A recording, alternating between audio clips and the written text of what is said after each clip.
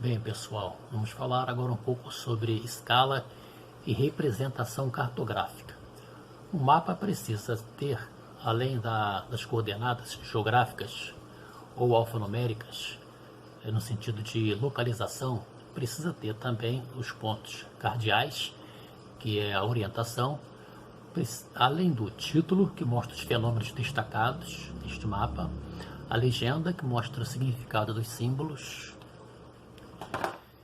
e a escala, que é a representação entre a realidade, no caso do papel, no mapa, carta ou planta, e o mundo real, o tamanho dos objetos, a distância entre duas cidades, por exemplo, e assim por diante. Vou tentar consertar isso aqui um pouco. Então, vamos diferenciar dois tipos de escala: escala geográfica e escala cartográfica. A escala geográfica mostra um recorte espacial, que pode ser local, regional, nacional ou mundial. Vai depender do que você quer pesquisar, estudar e etc, né? Se você quer, por exemplo, estudar um bairro, importa a escala local, né? E a escala cartográfica, como eu falei anteriormente, é a relação entre os objetos no mundo real e no mapa, carta ou planta. Neste caso, então, podemos dizer que é uma relação inversa entre o tamanho de uma escala geográfica e cartográfica.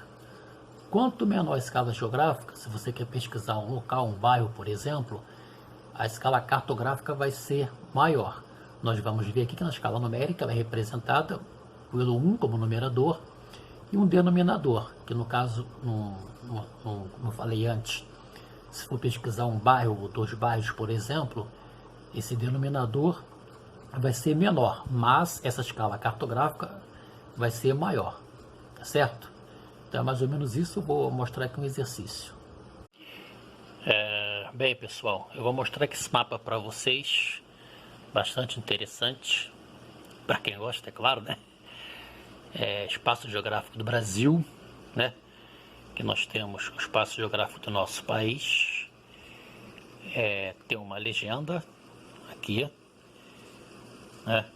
Megalópole, no caso roxo aqui, por exemplo, entre Rio de Janeiro e São Paulo, né? Megalópole, depois vamos ver em fenômenos urbanos, no caso, quando há uma integração entre duas ou mais metrópoles. Aqui, no caso, áreas pouco povoadas, esse um rosa aqui, no caso aqui vemos na Amazônia, e assim por diante. Então, título do mapa: Brasil, Espaço Geográfico do Brasil. Aqui é a legenda dele, né? Mostrando o significado aqui dos símbolos, tá certo? E a escala, que é uma escala, ele tem uma escala numérica 1 por 25 milhões. E uma escala gráfica também, que no caso 1 centímetro corresponde a 250 quilômetros, né? 1 por 25 milhões, você tem que usar a mesma unidade de medida e depois transformar. Já escala numérica, já a escala gráfica já mostra diretamente, né? Só você usar uma régua aqui e ver 1 por 250 quilômetros equivale, no caso 1 centímetro equivale a 250 quilômetros. Vamos fazer exercício aqui, neste caso com a Megalópole, entre Rio de Janeiro e São Paulo, certo?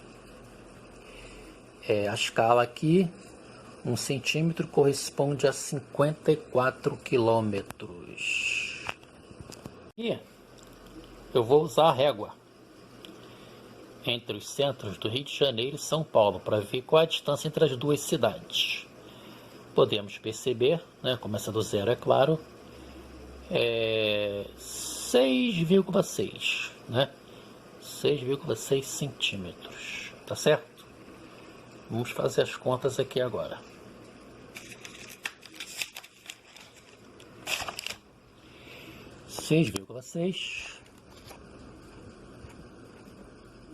Opa! 6,6, 54, certo? 6, temos que a distância, a escala,